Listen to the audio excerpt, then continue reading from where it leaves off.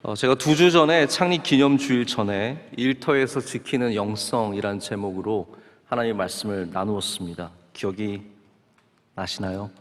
네, 오늘 계속해서 이어서 우리의 일과 또 우리의 삶과 그 가운데 주시는 하나님의 은혜를 좀 생각을 해보고자 원합니다. 몇 년 전에 제가 어떤 한 목사님을 만나서 요즘에 목사님 어떤 책을 읽으세요? 이렇게 물었더니 그 목사님께서 내가 요즘에 읽는 책이 눕기의 기술이다, 그런 제목의 책이다라고 말씀하시면서 잠이 우리 인생에 얼마나 중요한지에 대해서 얘기를 해주시더라고요. 우리 인간이 보통은 3분의 1 정도를 자면서 보내기 때문에 잠이 참 중요하다고 말씀하시면서, 그러니까 목사님 침대는 좋은 걸 써야 합니다. 결과적으로 저한테 침대를 좋은 거 쓰라고 말씀을 하셨습니다. 참 타당한 이야기인 것 같아요. 우리가 당연히 오랜 시간 동안 잠을 잔다면 다른 가구들, 식탁도 중요하겠고 소파도 중요하지만 어쩌면 침대가 가장 중요하지 않을까. 여러분 아시죠? 침대는 과학입니다. 잘 선택하셔서 쓰셔야 합니다. 자, 그렇다면 더 많은 시간을 쓰는 일은 어떨까요? 우리의 삶 속에서 우리가 일하는 시간은 미국 사람들은 평균적으로 15만 시간이라고 합니다. 15만 시간이면 삶의 약 40%를 차지한다고 합니다.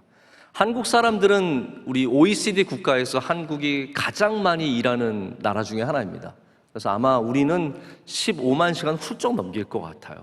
제가 보면 한 45%에서 50% 정도를 우리가 일생에 이렇게 일을 하면서 보내지 않을까 생각을 합니다. 자, 그러면 일을 풀어가는 문제도 침대를 사면 잠이 풀리는 것처럼 우리의 일터에 좋은 책상이 있고 좋은 의자가 있으면 일도 풀릴까요? 꼭 그렇지는 않은 것 같습니다. 저도 2년 정도 전에 이렇게 설교 준비할 때 늘 앉아서 준비하니까 이게 하루 종일 앉아 있으니까 제가 좀 힘들어서 좀 서서 하는 책상을 구입해보자. 그게 유행이었어요. 그래서 이렇게 전자식으로 오르고 내리는 책상을 제가 큰 마음을 먹고 구입을 했습니다. 그래서 때로는 서서 설교를 준비하니까 좋더라고요. 근데 여러분, 제 설교가 서서 준비한 건지 앉아서 준비한 건지 구별이 되시나요? 안 되거든요. 다시 말해서 가구를 바꾼다고 우리의 일과 우리의 삶이 그렇게 확 변하는 건 아닌 것 같습니다. 오늘 말씀은 좀 다른 차원에서 일에 대해서 말씀을 나누고 있습니다. 오늘 말씀을 통해서 우리는 일이 단순히 가구의 변화가 아니라 우리의 마음의 변화이며, 또 우리가 그곳에서 하나님을 경외하는 마음으로 일할 때 하나님께서 우리를 그 일하는 곳에서 축복하신다는 사실을 우리에게 보여주고 있습니다. 오늘 말씀에 등장하는 다윗은 왕이 되었지만 시편에 그는 항상 목자로 등장을 합니다. 목자는 인류가 가진 가장 오래된 직업 중에 하나입니다. 그런데 또한 동시에 성경에서는 하나님과 예수님의 성품과 인격을 목자로서 참 많이 표현해 줍니다. 목자의 성격, 목자의 기능이 하나님이 하시는 일과 굉장히 닮아 있다는 것을 우리는 성경을 통해서 알게 되죠. 그런데 오늘 말씀을 읽으시면서 오해하시지 말아야 되는 것은 이 시편을 다윗이 적고 다윗이 자기를 칭송하게 부르는 노래는 아닙니다. 78편은 저자가 아삽의 시라고 되어 있습니다. 78편뿐만 아니라 이 근방에 있는 모든 시들은 아삽의 시편인데요, 78편은 시편 중에서 두 번째로 긴 시편입니다. 그래서 오늘 말씀도 굉장히 후반부에 70절 이상의 그 부분에 위치하고 있습니다. 그런데 이 시편에서 아삽은 어떤 노래를 하고 있냐면 이스라엘의 역사를 얘기하면서 왜 하나님께서 에브라임, 즉 요셉의 집안을 축복하지 않으시고 왜 유다를 택하셨으며 왜 예루살렘에 복을 주었는지를 이야기를 합니다.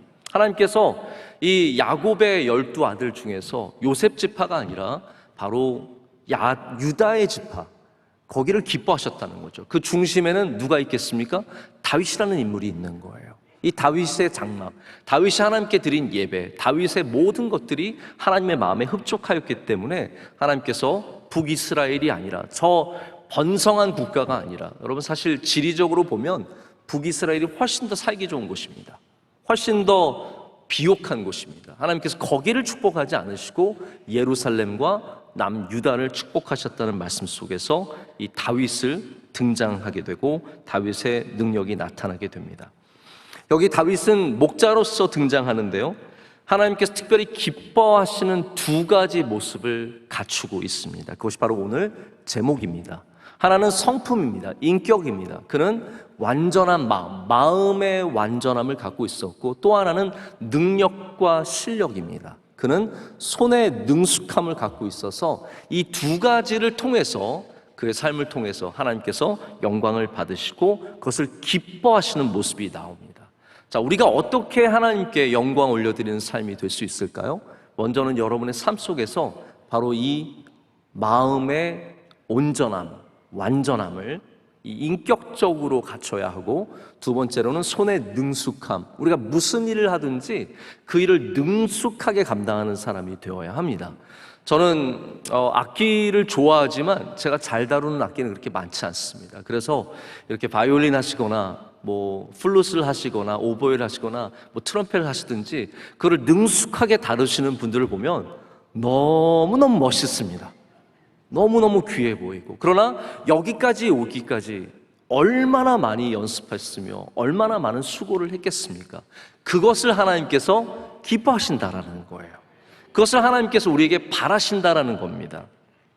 여러분, 일터라는 곳은 우리에게 별개의 장소가 아닙니다. 일터도 하나님이 우리를 만나주시는 장소죠. 다윗이 언제 하나님의 눈에 띄었습니까? 일터에서 띈 거예요. 다윗이 기도하는 사람이었고 예배하는 사람이었지만 정말로 하나님이 다윗을 주목하신 곳은 다윗이 목자로서 활동하던 바로 그 광야였습니다. 거기서 하나님의 눈에 띄었습니다. 그 다음에 하나님은 그를 부르셔서 하나님의 소유, 저 오늘 이 말씀을 계속 강조할 텐데, 하나님의 소유를 맡기셨습니다. 여러분, 하나님의 소유는 얼마나 대단하고 거룩하고 아름다운 것이겠습니까? 하나님의 기업, 하나님의 소유를 바로 이 일터에서 하나님께 충성하는 사람에게 맡기셨다라는 거죠. 지금도 하나님은 우리를 일터에서 만나주십니다. 할렐루야. 하나님께서 우리를 오늘 여기서도 만나주시지만 여러분의 삶의 자리, 거기가 가정이 되었던, 어디 사무실이 되었던, 가게가 되었던, 거기서도 하나님께서 여러분을 주목하고 계시다라는 거죠. 모세가 어디에서 하나님을 만났습니까? 그 양을 치던 가운데 하나님을 만났습니다. 하나님께서 그를 부르셨고, 불타는 그 가시나무 그곳에서 부르셔서 그에게 너는 거기서 신을 벗으라고 말씀을 하셨습니다. 어메이징 그레이스라고 하는 참 아름다운 찬양, 나 같은 죄인을 지은 존 뉴튼은 원래 목사 이전에 노예 무역을 하던 사람이었습니다. 그런데 어느 날 노예 무역을 하고 영국으로 돌아가는 길에 풍랑이 쳐서 죽을 지경에 이르렀을 때 그가 하나님을 찾습니다. 하나님께서 그 노예 무역선에서도 존 뉴튼을 주목하고 계셨고 그를 불러주셨기 때문에 존 뉴튼이 그때 회개하고 하나님께 나와서 주님의 종이 되어 노예 무역을 끊는 일에 가장 혁혁한 공을 세우게 됩니다. 자, 여러분이 일하는 곳 어디가 되었든지 중요한 것은 거기서 신을 벗는 일입니다. 신을 벗는다는 것이 무슨 의미이겠습니까? 하나님이 거기 계심을 인정하라는 거예요. 하나님이 나와 함께 하심을 거기서 인정하는 것이죠. 가정이 되어도 신을 벗어야 하고, 거기가 군대여도 신을 벗어야 하고, 거기가 강남역에 있는 사무실이어도 신을 벗어야 된다라는 겁니다. 거기가 바로 하나님께서 함께 하시는 곳이며, 그 일터, 그 광야가 하나님이 우리를 주목하시고 만나시는 곳입니다. 여러분, 우리가 살아가는 모든 곳을 우리가 광야라는 대명사를 써서 말할 수 있습니다. 우리 모든 삶의 장소는 광야입니다. 남들이 보기엔 숲이지만 살아가는 사람들에겐 다 광야 같은 모습들이 있기 때문입니다. 두바이에 가면 사막 투어가 있다고 합니다. 저는 가본 적은 없지만 우리 한국 사람들에게 사막, 광야 이런 단어들은 굉장히 로맨틱하게 들려요. 광야에 한번 가보고 싶다. 여러분 혹시 이스라엘을 생각하면서 나도 광야 한번 걸어보고 싶다라는 생각 드신 적 없으십니까? 우리 한국 사람들은 다 광야에 대한 로망이 있습니다. 마치 동남아 사람들이 눈을 본 적이 없어서 한국의 스키장에 어마어마한 로망을 갖고 있듯이 우리는 이 미지의 세계, 동경하는 세계, 광야를, 사막을 참 좋아합니다. 그래서 광야를 가죠. 광야에 있는 리조트를 갑니다. 광야에 있는 리조트는 어떻습니까?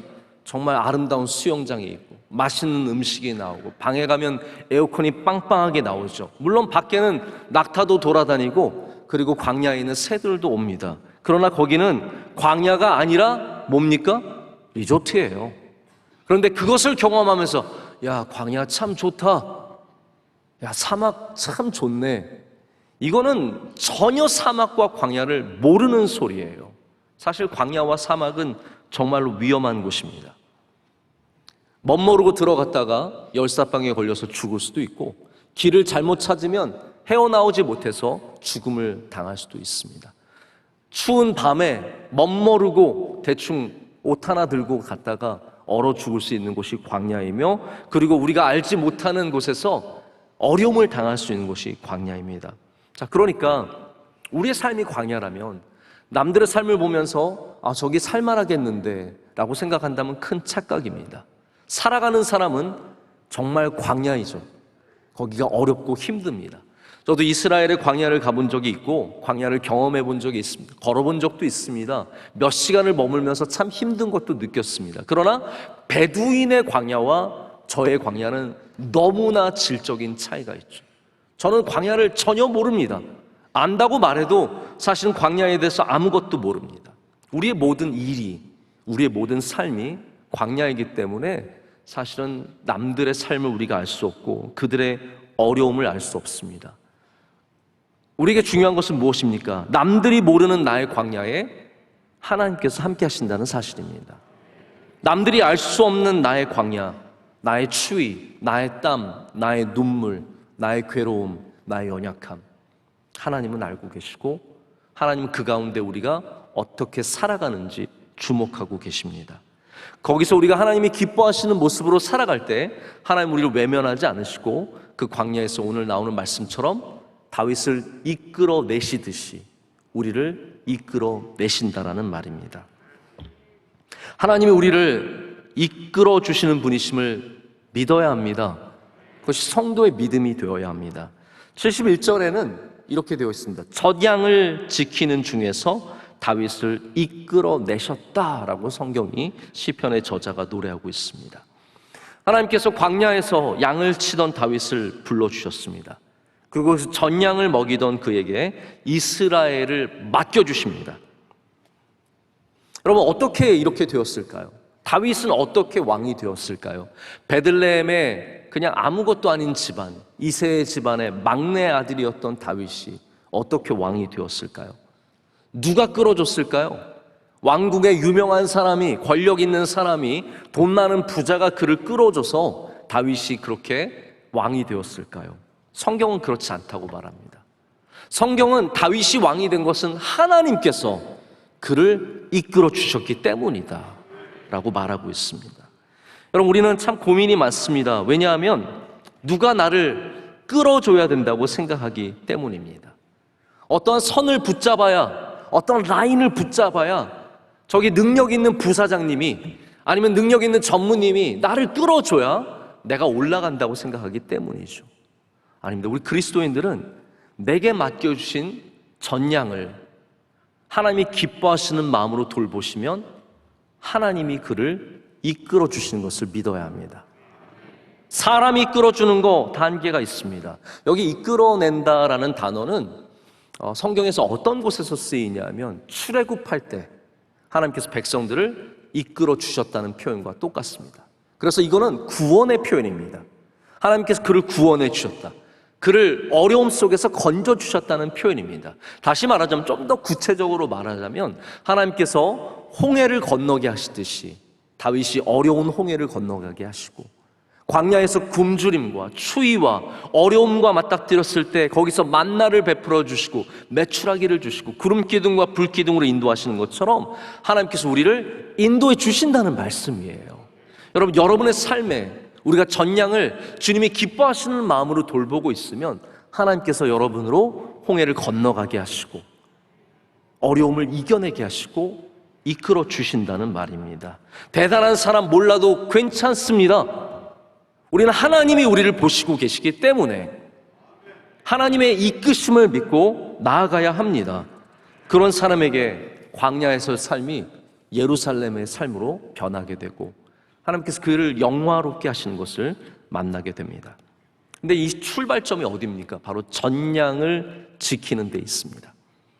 여기 나오는 전양이라는 말은 말 그대로 젖을 내는 양을 말합니다. 암양 중에서 새끼를 낳은 양이죠. 그래서 영어 성경의 다른 번역에는 젖 먹는 새끼를 데리고 있는 암양이라는 표현을 구체적으로 적고 있습니다. 지금 이 양은 어떠한 양이냐면요, 그냥 일반적인 양이 아닙니다. 성경이 의도성을 갖고 이렇게 표현을 쓴 겁니다. 순양, 젊은 양들을 데리고 다니는 것은 쉬운 일이에요. 얘네들 가자 그러면 다 가요. 어려운 길들도 척척척척 넘어갑니다. 그리고 가서 아무거나 잘 먹고 잘 삽니다. 그런데 암양, 특별히 전양은 어떻습니까? 얘네들은 몸이 무거워요. 젖이 가득하기 때문에 걷는 게 쉽지 않습니다. 또 좋은 풀을 먹어야 돼요. 아무거나 먹지 않습니다. 이거 전양을 키우는 것은 다른 양에 비해서 훨씬 힘들어요. 근데 다윗은 불평하지 않았습니다. 저는 왜 전양입니까? 저도 그냥 젊은 양들 데리고 편하게 목자하고 싶은데 저에겐 왜 어려운 거 주셨습니까? 이렇게 불평하지 않았습니다. 그들을 잘 지켰습니다. 그들을 잘 돌봤습니다. 하나님이 그것을 주목하셨다라는 거예요. 이게 참 중요한 부분입니다. 저도 목회를 하면서 재밌고 즐겁고 쉬웠던 목회가 있습니다. 뭐 쉽다고 말하는 건 조금 좋은 표현은 아닌데 수월했던 목회가 있습니다. 우리 청년대학부 할 때 물론 가끔씩 어려운 일들도 있었지만 제가 보면은 우리 청년대학부 할 때는 저는 참 즐겁기만 했던 것 같아요. 왜냐하면 얘네들 다 젊은 순양 같은 거예요. 데리고 다니기가 쉽습니다. 가자 그러면 다 따라오고요, 하자 그러면 다 하고 에너지가 있고, 그리고 무슨 말씀을 해도 아멘 아멘 잘 받아 먹습니다. 그런데 성인 목회를, 일반적인 목회를 하니까 여기 까다로운 양들이 있어요. 제가 열심히 준비해줘도 안 먹어. 별로 마음에 안 들어. 난 그냥 잘래. 어려운 거 안 먹을래. 나는 힘든 건 안 먹을래. 맛있는 것만 먹을래. 이런 양들이 왜 없겠습니까? 그런데 하나님은 어려운 양들을 잘 돌보는 주님의 목자를 주목하십니다. 우리가 쉬운 일들도 있고 어려운 일들도 있죠. 근데 여러분, 그 어려운 일을 잘 감당해 보십시오. 하나님께서 여러분을 이끌어 주십니다. 그것이 바로 오늘 성경이 말하는, 우리에게 전해주는 이야기입니다. 하나님은 늘 우리가 작은 곳에서 어떻게 하고 있는지를 보고 계십니다. 최근에 나온 책 중에 노이즈라는 제목의 책이 있습니다. 제가 흥미롭게 지금 읽고 있는데, 이 저자가 경제학으로 노벨상을 받은 아주 유명한 저자인데, 이분의 주장이 이런 거예요. 우리의 삶에는 다양한 결정들, 우리가 하는 다양한 퍼포먼스들이 있는데, 이 다양한 일들이 결과물로 나올 때 이렇게 일정한 패턴을 갖고 나오는 사람이 있는가 하면 정말 왜 이런지 모르게 엉망진창의 패턴을 가진 사람도 있다는 거예요. 사격을 예로 들면 어떤 사람은 중앙에 계속 총을 쏩니다. 또 어떤 사람은 총이 계속 밑에 맞는 거예요. 그럼 이 사람은 어떻게 하면 되겠습니까? 총 조준을 위로 하면 다 중앙으로 가겠죠. 근데 어떤 사람들이 문제냐면 위에도 맞췄다, 밑에도 맞았다, 왼쪽에도 맞았다, 오른쪽에도 맞았다 하는 정신없이 패턴이 흩어져 있는 사람이라는 거예요.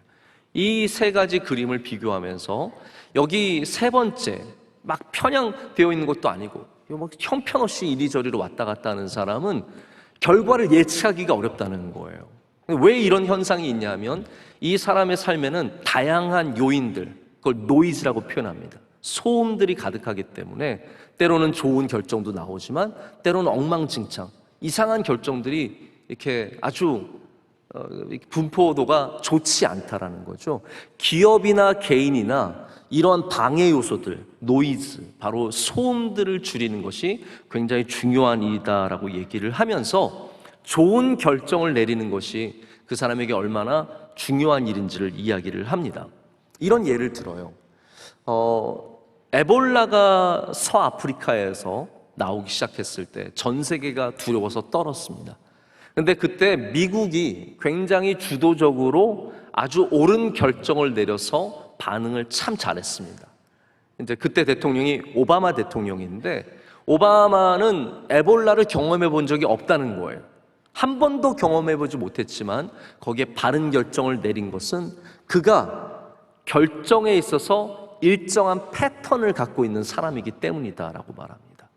그러니까 결정을 한 번 결정하는 것 같지만 이 사람의 결정은 계속해서 반복적으로 좋을 수밖에 없다는 거예요. 그러면서 이렇게 어렵게 얘기를 하는데 그냥 들으시고 잘 안 들어오시면 그냥 넘어가시면 됩니다. 어쩌면 일회적인 결정과 반복적인 결정 사이에는 범주적 카테고리죠. 범주적 차이가 아닌 둘을 이어주는 연속성이 존재할 것이다 라고 말합니다. 자, 이걸 제가 좀 쉽게 말씀을 드리자면 다윗이 광야에서 전량을 잘 먹인 것과 하나님이 그에게 맡겨주신 이스라엘을 잘 다스리는 것에는 연속성이 있다라는 겁니다. 하나님은 그거를 보시는 거예요. 우리가 어떤 일을 맡았을 때 하나님께 섬기는 마음으로 또 우리에게 주신 일들을 잘 감당하고 싶은 마음으로 잘 하면 거기에는 연속성이 생긴다라는 것이죠. 여러분의 다른 곳에서도 여러분께서 훌륭하게 뛰어나게 일할 수 있는 모습들을 갖추어 가게 된다는 말입니다. 여러분 그러한 연속성을 가지시기를 축복합니다. 그러기 위해서는 오늘 나에게 주신 전량에서 시작해야 합니다. 다음에 시작하는 게 아니라 지금 이 자리에서 시작해야 된다는 것이죠. 하나님은 그래서 이것을 일회적인 것으로 보지 않으시고 다윗의 태도와 다윗의 능력과 다윗의 마음이 하나님의 마음에 너무 들었기 때문에 하나님께서 이것을 귀하게 여기셔서 그의 소유, 하나님의 소유예요. 여러분, 여러분이 소유를 갖고 있으면 누구에게 맡기겠습니까? 바로 이런 다윗과 같은 사람에게 맡기고 싶지 않겠습니까? 아무에게나 그냥 길 지나가는 사람에게 맡기겠습니까? 아니라는 거죠. 하나님의 소유를 맡는 사람들은 이렇게 다윗과 같이 마음의 완전함과 손의 능숙함으로 하나님이 주신 일들을 감당하는 사람인 줄로 믿습니다. 그래서 제가 남은 시간을 통해서 이 두 가지 모습을 잠깐 생각을 해보기를 원합니다. 72절에 말하기를 자기 마음의 완전함으로 길렀다라고 표현하고 있습니다. 하나님께서 여러분에게 맡겨주신 하나님의 소유, 그것이 이스라엘이든 그것이 어떠한 기업이든 가게이든 하나님의 소유, 하나님의 주신 일들을 우리는 맡았는데 우리가 갖추어야 하는 첫 번째 자세는 이 바로 마음의 완전함입니다. 자, 마음의 완전함은 쉽게 말하자면 정직한 마음이죠.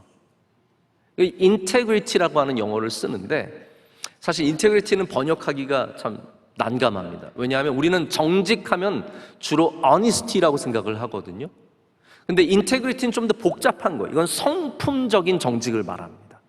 우리가 갖고 있는 인격적인 아주 정직함, 바로 그러한 것을 인테그리티라고 하는데 다윗이 갖고 있는 성품이 바로 이런 인격적인 정직함입니다.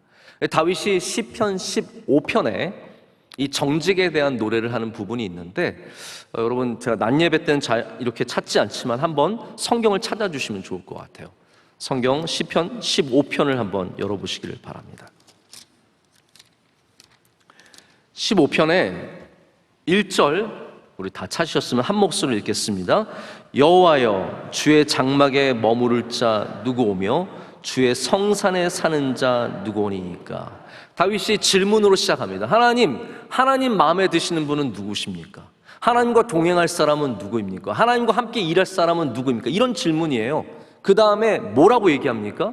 2절을 우리 다 함께 읽겠습니다. 정직하게 행하며 공의를 실천하며 그의 마음에 진실을 말하며. 제가 3절은 제가 읽을 텐데 이것은 이웃을 향한 정직함이에요. 그의 혀로 남을 허물하지 아니하고 그의 이웃에게 악을 행하지 아니하며 그의 이웃을 비방하지 아니하며.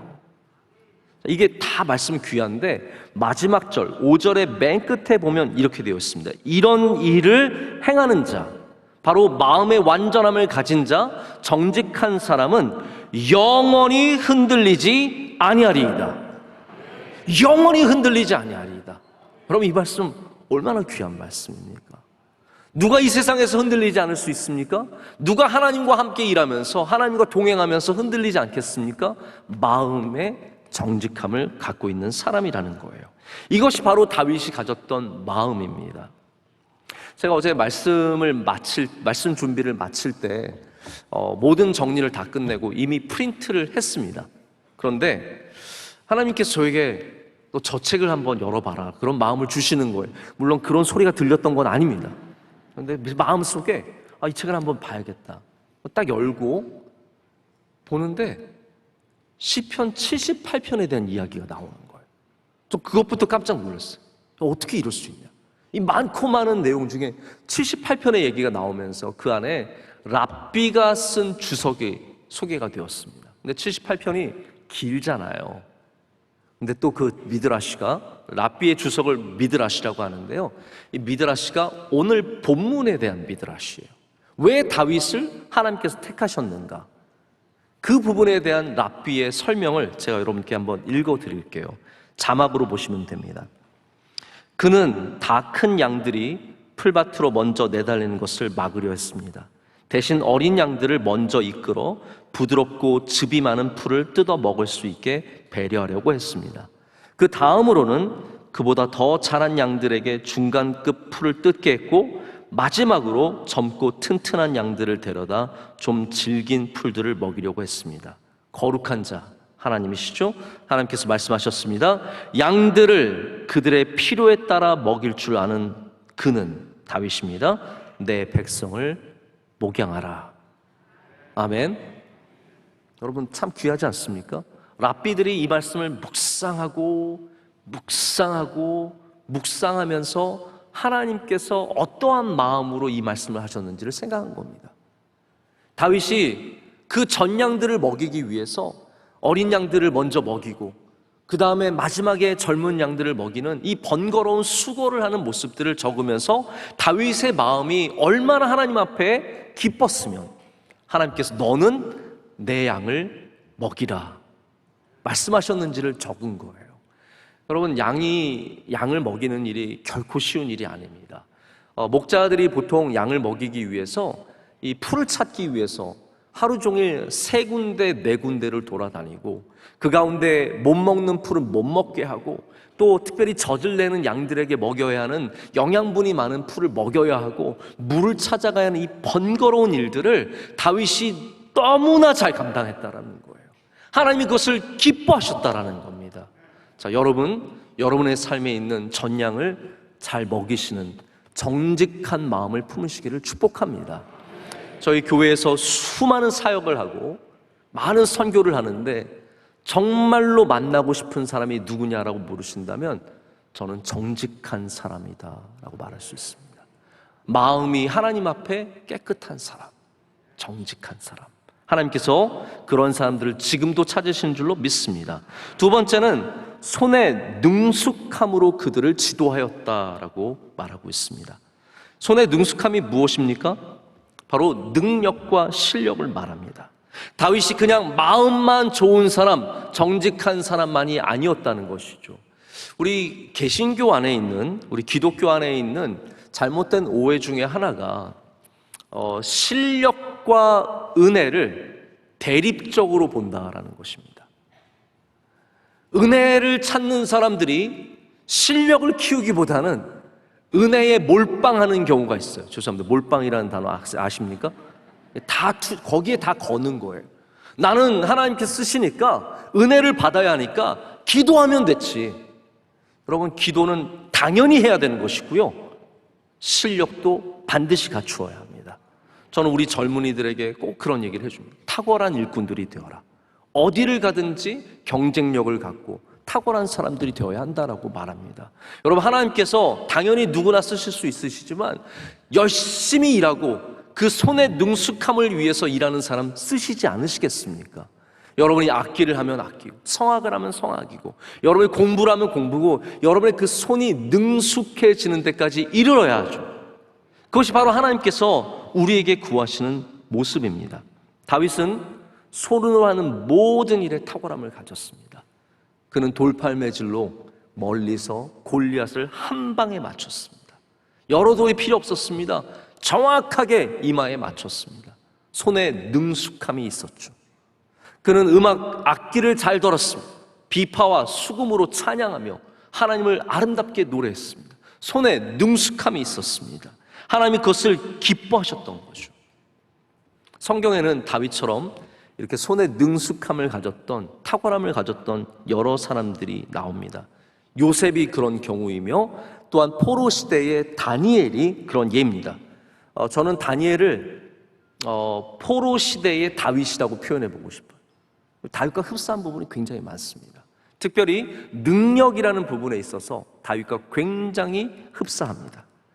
그래서 성경에서 이 다니엘을 설명할 때 뭐 여러 가지 말들이 많이 나오지만 가장 제 눈에 또 제 마음에 남은 것은 뭐냐면 민첩이라는 단어입니다. 여러분, 민첩하다 하면 뭐가 생각이 나십니까? 아주 재빠르게 반응하고 지혜롭고 그런 게 생각나지 않습니까? 근데 여기 다니엘이 가진 민첩함은 그냥 재빠름의 민첩함만은 아닙니다. 다니엘의 민첩함은 제가 좀 이따 설명을 드리겠지만 좀 더 깊은 의미를 갖고 있습니다. 실력이고요, 탁월함이고 뛰어남이며 능력입니다. 세상의 민첩함은 어떤 것일까요?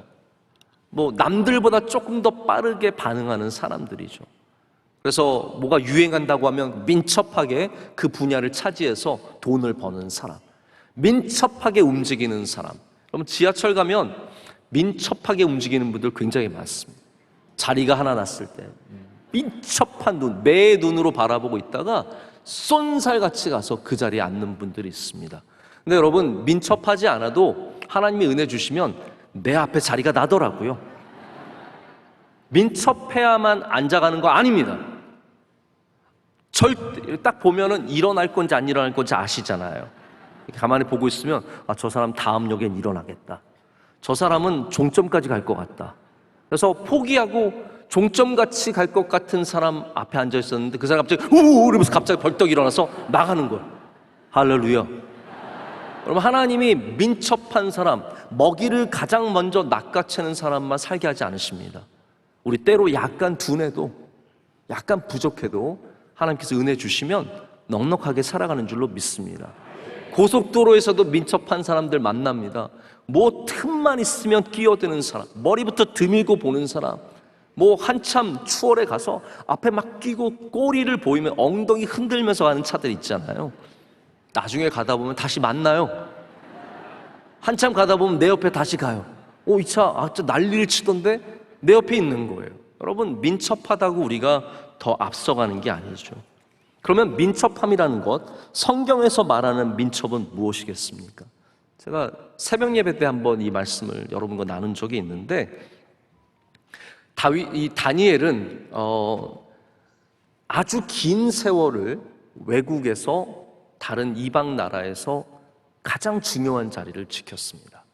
왜 그랬을까요? 민첩해서 그랬다고 적고 있는데, 그럼 그 민첩함이라는 게 무엇이겠습니까? 제가 볼 때는 그건 신뢰성이에요.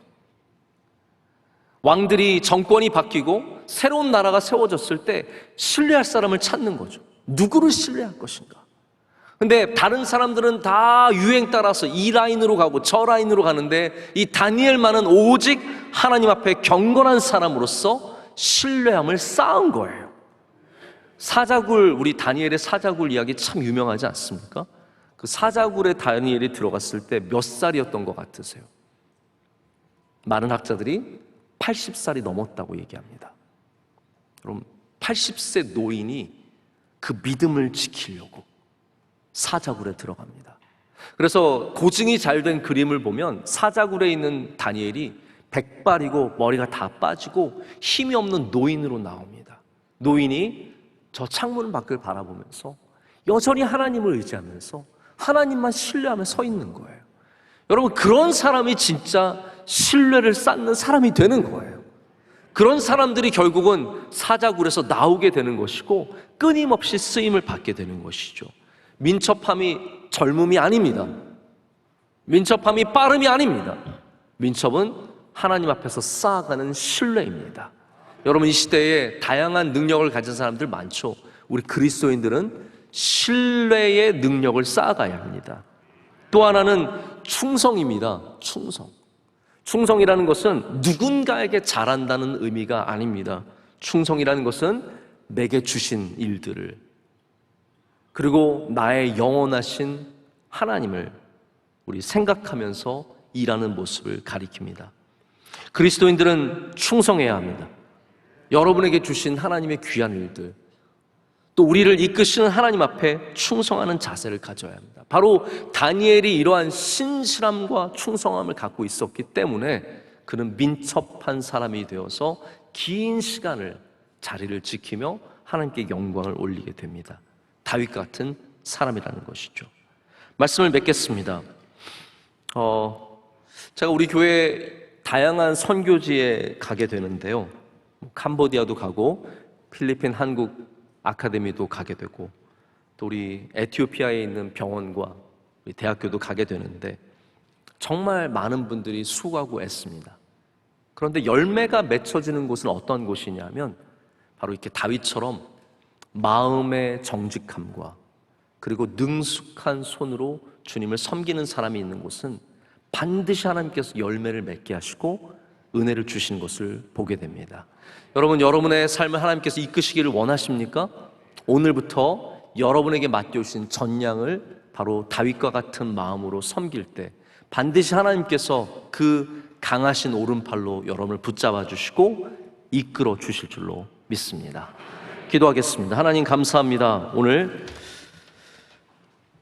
우리를 주님께 예배하게 하시고 주님의 말씀에 또한 귀를 기울이게 하시니 감사합니다. 하나님, 때로는 일이 힘들어서 어려워서 마음에 들지 않아서 불평하고 또 주님께 토로했던 적들이 있습니다. 하나님, 이 시간 우리 광야에서 다시 신을 벗게 하여 주시옵소서. 우리 광야에서 주님을 만나고 주님께서 우리에게 맡겨주신 젖 양떼를 잘 돌보는 주의 귀한 종들이 다 되게 하여 주시옵소서. 그럴 때 하나님, 우리를 홍해를 건너서 광야를 건너서 예루살렘으로 인도하실 주님의 손을 만나게 될 줄로 믿습니다. 모든 주의 성도들 마음의 완전함과 손의 능숙함을 갖추게 하여 주시옵소서. 예수님의 이름으로 기도드립니다. 아멘.